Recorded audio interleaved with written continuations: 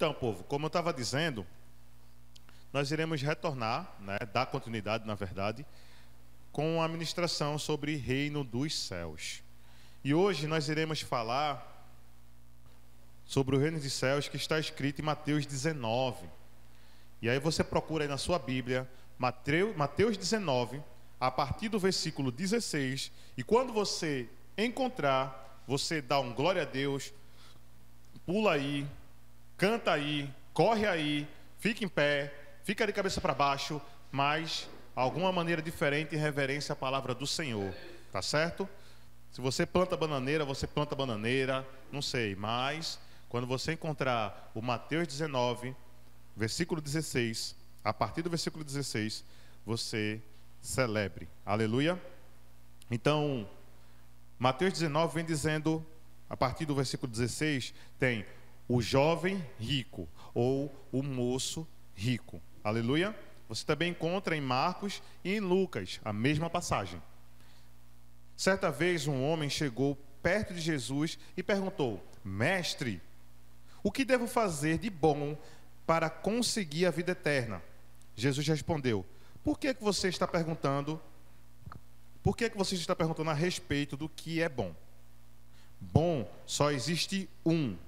Se você quer entrar na vida eterna, guarde os mandamentos. Que mandamentos? Perguntou a ele.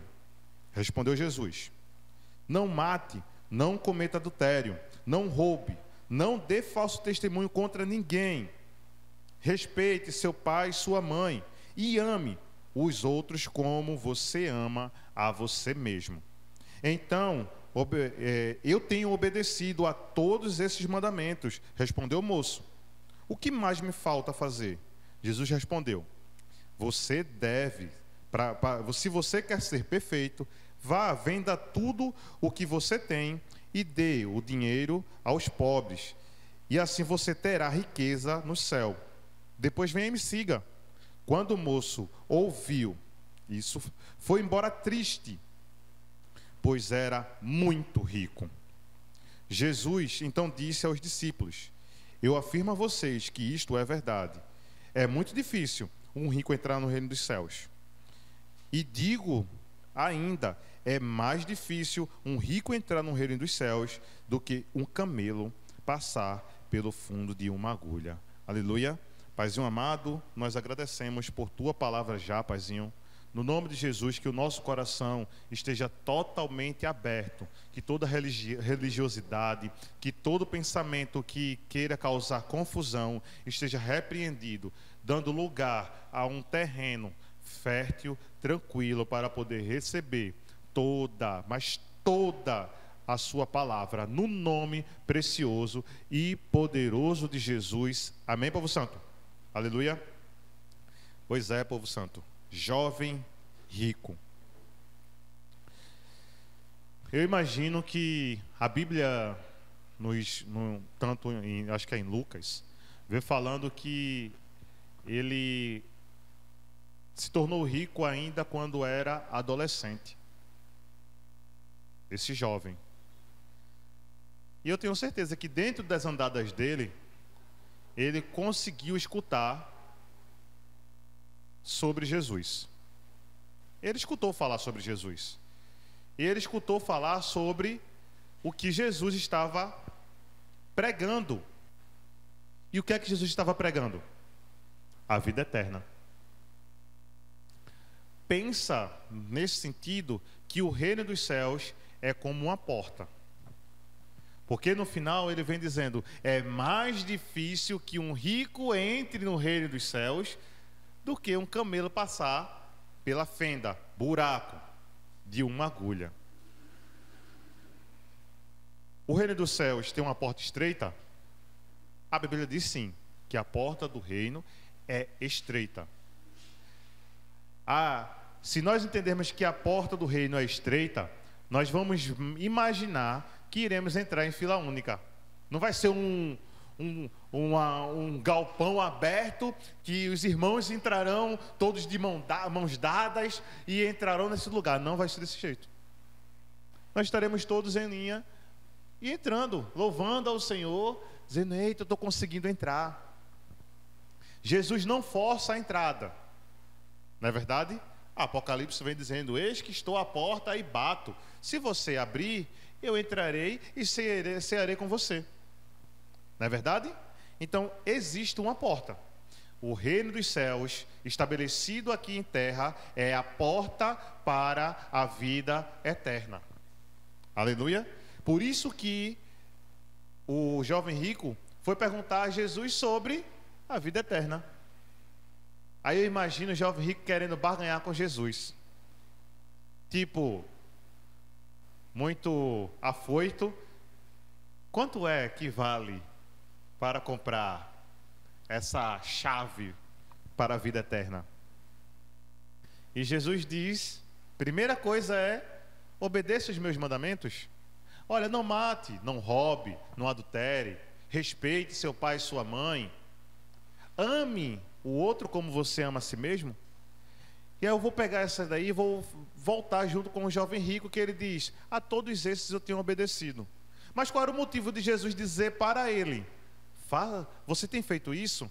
E ele precisar mostrar para Jesus e dizer: eu tenho feito isso. Não dê falso testemunho. E ele diz: eu tenho feito isso. Será que era mesmo isso que ele tinha feito? Porque Jesus diz no finalzinho: se você quer ser perfeito, quem é o único perfeito? Jesus o próprio.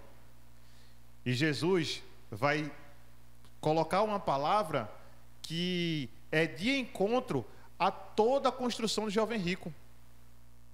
Que ele diz: se você quer mesmo, pega toda a tua fortuna, entrega para os pobres, vende todas as tuas propriedades. Com esse dinheiro, distribui para os pobres, e depois tu vem e me segue. Simples, não é não? Não foi um comando simples? Mas a Bíblia vem dizendo que esse jovem era muito rico. Ele não vem dizendo que ele era rico, não, vem dizendo que ele era muito rico. E ao ouvir essa palavra, numa versão que tem aqui, uma outra versão, King James, vem dizendo: e ao ouvir essa palavra, o jovem afastou-se pesaroso. E eu fui procurar essa palavra pesaroso. Porque tristeza a gente ia entender que era só uma questão de sentimento emocional. Mas pesaroso quer dizer contrário. Um entendimento que me fez pensar contrário a tudo aquilo que eu tinha falado.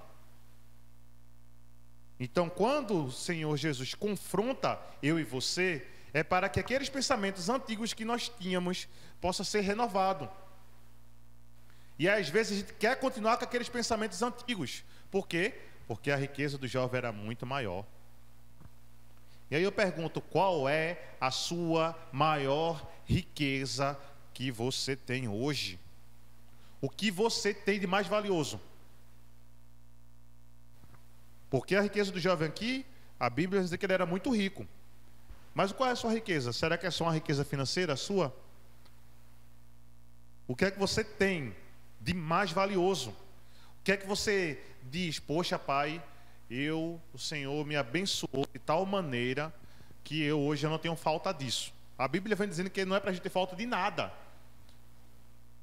Mas existe uma área que ele tende a ter mais, consiga ter mais naquela área. Então, qual é a sua riqueza hoje? Você já parou para pensar qual é a sua riqueza hoje? Lembra que para poder entrar no reino dos céus, a riqueza precisa estar na mão de papai. Essa sua riqueza que você tem em abundância, ela tem te levado mais próximo de Deus? Tenha certeza que se ela está levando mais próximo de Deus, você está cada vez mais próximo de pessoas.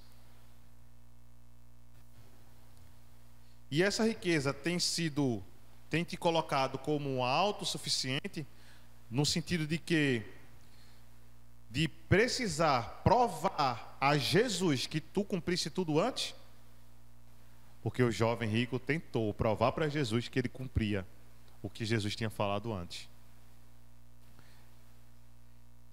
E será que o valor da tua riqueza, ou da minha riqueza, da nossa riqueza, ela está com um endereço certo, ou ela continua no nosso bolso?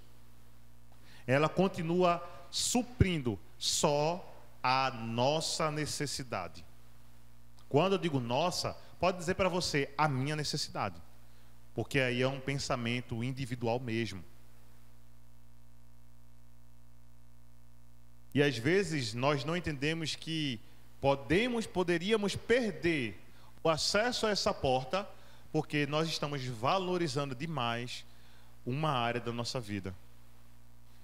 E eu fiquei parado pensando qual seria hoje, nessa era, que é uma era tecnológica, qual seria a maior riqueza do momento? Conhecimento. O conhecimento está sendo a maior riqueza que existe para essa era. O problema não é o conhecimento. O problema é o que eu estou fazendo com o conhecimento. João 8,32 vem dizer: e conhecereis a verdade vos libertará.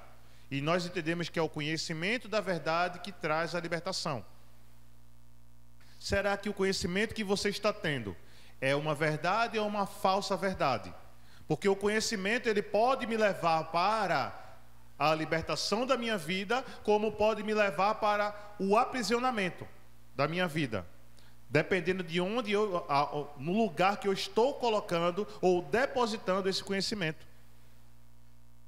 Se ele me está trazendo para que eu fique tão suficiente que eu não precise mais de conhecimento, tenha certeza que o seu conhecimento está sendo depositado no lugar errado.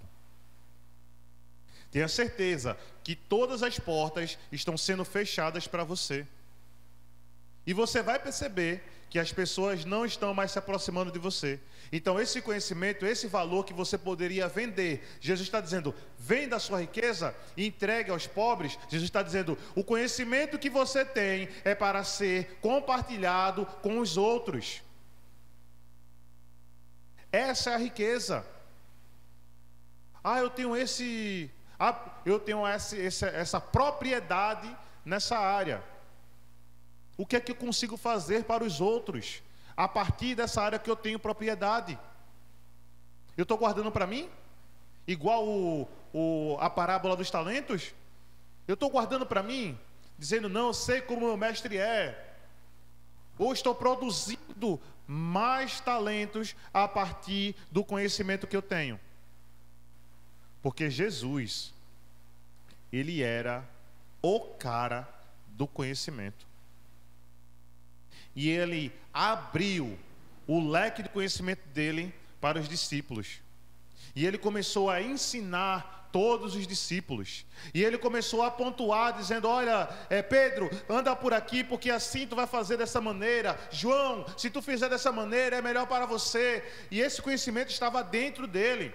O conhecimento, que é a riqueza do Senhor Jesus, não vem de fora para dentro, é de dentro para fora. É um conhecimento estabelecido pelo Espírito de Deus, que traz a sabedoria do alto, aquela sabedoria que Salomão pediu ao Senhor, e não existiu nenhum homem mais sábio do que Salomão.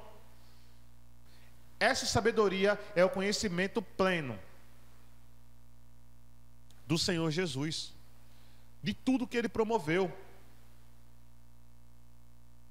Nós queremos limitar Jesus pelo nosso conhecimento. Na sexta-feira até nós conversamos um pouco sobre colocar nossa dúvida no que é certeza de Jesus. E o conhecimento do mundo, ele vai de encontro ao Senhor Jesus. Eu não estou dizendo que a faculdade, eu não estou dizendo que o ensino pedagógico, essa construção pedagógica que vai desde o bebê até você ser pós-doutorado e alguma coisa mais que existe depois de pós-doutorado, isso não vale para você. É muito valioso. Mas se Jesus voltar hoje, o que é que você vai fazer com esse conhecimento? Never. Nada. não tem mais sentido. Agora, se você está produzindo conhecimento, esse conhecimento teórico, para ajudar as pessoas, tenha certeza que o seu conhecimento ele foi multiplicado. E aquela pessoa que estava sem direção, ela conseguiu absorver um pouco da riqueza que estava em você e dizer, poxa, ele conseguiu trazer a riqueza dele para aqueles que não tinham condições de receber nada. Porque o Senhor diz, vende tudo e entrega aos pobres. Os pobres quer dizer as pessoas que não têm acesso ao que eu tenho. Já parou para pensar? Que tem muita gente que precisa do que eu tenho, mas eu continuo retendo. E às vezes essa é a riqueza que o Senhor está dizendo para mim e para você nessa tarde. Não retenha o conhecimento como a maior riqueza. Porque hoje nós precisamos compartilhar. A palavra que hoje gira muito, porque existe na rede social compartilha conteúdo, né? Conteúdo, compartilha. Mas se você não está compartilhando algo que vá transformar a vida das pessoas, você só está fazendo o mercantil dentro da riqueza que você tem. E se você estiver só gerando cifrões para a sua vida, tenha certeza que isso está lhe afundando. E o reino dos céus está ficando longe. E você vê um camelo passar por uma flecha de agulha e você não conseguir entrar no reino dos céus. Simplesmente porque eu não consigo deixar de ganhar sempre no que eu produzo. E eu comecei a pensar também, dentro do que aconteceu comigo nessa semana, será que Jesus chegando agora, eu teria colocado o que eu tenho dentro de mim, o valor que eu tenho dentro de mim, sendo colocado para ajudar as pessoas? Eu parei no momento e fiquei pensando nisso. E eu percebi que ainda estou fazendo muito pouco. A minha dedicação ainda é muito pouco, é muito aquém do que poderia ser. Porque às vezes nós focamos na nossa vida por completo. E o reino de Deus ainda continua em segundo plano. E isso me gerou o pensamento de dizer que eu preciso abrir mão de mais coisas. Eu lembro que eu já falei aqui para vocês como foi uma briga entre eu e Deus com a questão do meu trabalho. E às vezes nós não queremos colocar o que retém financeiramente, aí eu estou falando de dinheiro mesmo, e dizer, Deus, toma conta. Porque muitos, não vou dizer todos porque alguns já foram trabalhados nisso, mas muitos de nós, quando se fala numa questão financeira mesmo, é que caímos. Nós não conseguimos ir para frente. Eu estou falando de uma área específica, tá? Pode ser outra área. Então, povo santo, a nossa realidade, ela precisa ser uma realidade do céu. A nossa realidade, como até a Adna disse na semana passada, ela não pode ser baseada em imperialismo, onde uma monarquia existe, mas é um reino que é estabelecido por soberania. E se eu sou príncipe de um rei que me deu tudo e me dá uma direção que eu preciso entregar tudo, eu não posso reter. A partir do momento que eu retenho, eu vou para a monarquia, eu vou para o imperialismo. A partir do momento que eu começo a fazer essa troca, eu saio desse imperialismo e começo a viver no reino do Senhor. E aí eu pergunto também: o que é que você tem feito com toda essa riqueza que o Senhor colocou sobre a sua vida? Será que nós estamos somente obedecendo aos mandamentos do Senhor? Porque os religiosos, eles obedeciam os mandamentos. Não matarás, não furtarás, respeita teu pai e tua mãe, não cometa adultério, ama ao próximo como a si mesmo. Mas o que é demais que você pode oferecer ao Senhor, além de você dizer para Ele todas as noites ou todos os dias que você tem obedecido aos mandamentos do Senhor? Porque o que você tem mais do que isso é a riqueza que o Senhor quer que você venda, entregue aos pobres e siga Ele. E aí eu vou lá no início da leitura, e o jovem rico pergunta: o que é que eu posso fazer para a vida eterna? Diga para o teu irmão aí: você não precisa fazer mais nada, porque Jesus já fez tudo. Nós não temos mais nada para contribuir com a vida eterna. A vida eterna, ela já foi estabelecida aqui, onde nós vivemos.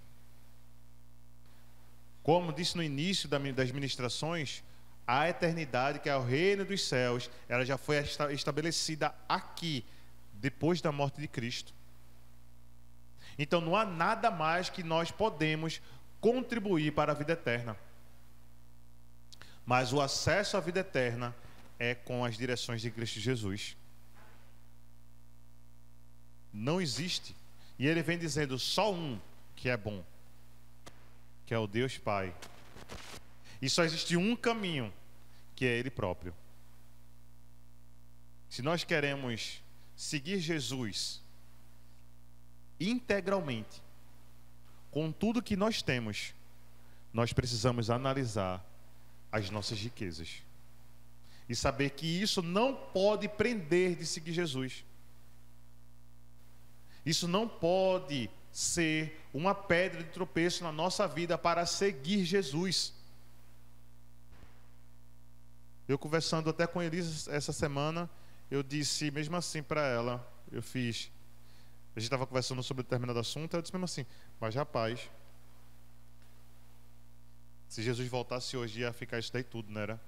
Ela disse mesmo assim: às vezes nós colocamos preocupação em tanta coisa.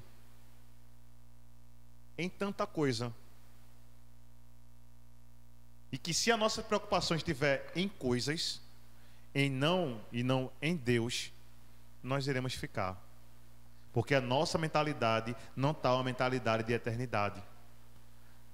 Está uma mentalidade como o jovem rico, uma mentalidade de reter aquela riqueza para poder viver dessa riqueza. E nós não precisamos mais viver dessa maneira. É por isso que eu digo: o amanhã, não quero preocupação.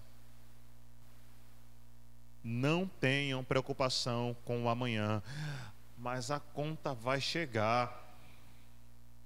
A fatura, não vou fazer o nome do cartão, né? Mas a fatura vai chegar em casa. Vai. Até porque foi você que fez a compra. Mas se Jesus voltar, como é que vai ficar essa compra? Teu nome vai ficar no SPC e no Serasa. Vai cobrar onde? Na eternidade? Uma coisa é a gente deixar de pagar por inadimplência. Outra coisa é a gente estar na eternidade e não ser pago. E aí? Eu quero ficar para a minha vida por completo inadimplente, vivendo um reino que não é dos céus? Ou quero viver um reino que foi pago tudo já, e quem quiser vai cobrar a papai do céu? Porque nessa mesma conversa com Elisa, eu disse mesmo assim para ela. A gente estava conversando sobre um problema que o carro apresentou. Aí eu fiz: engraçado, né? Jesus te voltasse agora e o carro ia ficar lá na oficina rodando, o cara tentando ligar. Moço, o seu carro. Se ele não fosse junto, né? Aquele que vai estar aquela confusão, né? Moço, seu carro. Só começou a chamada e está sendo caminhada para a caixa de mensagem. Ia ficar. E eu queria saber lá de carro. Eu queria lá saber de casa. E eu quero lá saber de... Não, gente. Eu entendo que todos os meses nós temos compromissos.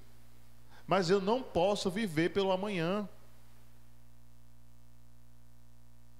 Eu não posso depositar a minha riqueza para o amanhã. Eu tenho que aproveitar a minha riqueza para distribuir ela hoje. Jesus voltando, a gente não vai conseguir distribuir mais nada. Todas as sementes já acabaram. E nós não iremos mais contribuir nada com a vida eterna. Ela já está dentro de nós. Esse reino foi estabelecido dentro de nós. Como é que você vai conseguir ajudar a pessoa a abrir a porta para que o reino de Deus entre? Se você está retendo o conhecimento, ou se você está colocando o conhecimento que é maior do que o conhecimento de Jesus. Existe? Não. Mas nós tentamos fazer isso.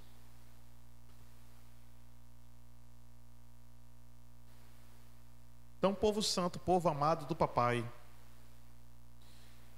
não fiquem retendo nada. Não se preocupem com o amanhã. Tenham prudência, como foi ministrado na semana passada, em entender os direcionamentos de Deus. Mas o amanhã só pertence a Ele. Nós não precisamos nos preocupar com isso. Ele diz que Ele supre todas as necessidades. Eu acredito na palavra dEle. Quando for ler Filipenses, leia o capítulo todinho até chegar nesse versículo, porque existe um andamento. Existe um andamento. Não isole o versículo de Filipenses, não. E aí você vai perceber que o reino de Deus está sendo estabelecido dentro de você. E que Ele disse que não vai faltar nada, não vai não. Nada, não estou falando financeiro não. É alegria, é prosperidade em qualquer área da sua vida. Agora, quando o Senhor disser, meu filho e minha filha, isso daqui precisa sair da sua vida para você me seguir tranquilamente, descarte. Faça o que o Senhor está dizendo. Hoje pela manhã, para estar encerrando, hoje pela manhã eu estava conversando com as meninas lá da Nezinha França, da CT, e a gente comentando, eu e a Elise, a gente comentando sobre como foi difícil a nossa chegada a Cristo Jesus. Nós chegamos a Cristo, passamos um perrengue financeiro, daqueles de perrengue mesmo, de às vezes chegar dentro de casa só ter farinha e ovo para poder se alimentar, e entender e ficar perguntando, mas Deus, quero saber o crente que não fez isso, mas Deus, eu estou agora contigo e está faltando tudo.